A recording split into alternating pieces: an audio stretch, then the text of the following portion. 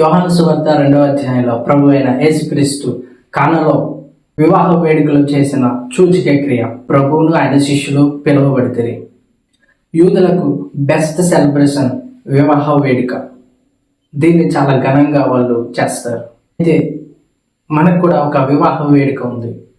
ప్రకటన గ్రంథం 19వ అధ్యాయంలో గొర్రెపిల్ల వివాహ వేడుక. దీనిలో పిలువబడిన వారు ధన్యులు అని రాయబడి ఉంది. గలిలయలో చేసిన ఈ యొక్క సూచక క్రియ మొదటిది. దీనిలో ఆయన యొక్క శక్తి మహిమను బయలుపరుస్తున్నాడు.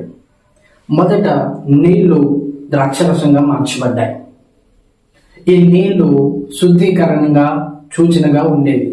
సో ఈ నీళ్లు ధర్మశాస్త్రాన్ని సూచిస్తుంది.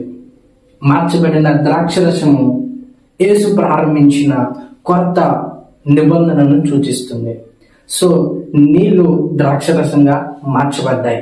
ఈ సూచక క్రియ ద్వారా యేసు తన యొక్క కొత్త నిబంధన వరబడిని ప్రారంభిస్తున్నాడు.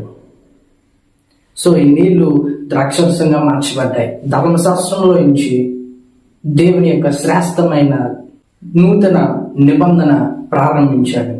సిలువకు అప్పగింపబోయే ముందు ద్రాక్షరసాన్ని తీసుకుని ఇది నా రక్తము, నిబంధన రక్తాన్ని అని అన్నాడు. సో ఈ ద్రాక్షరసము నిబంధన రక్తం.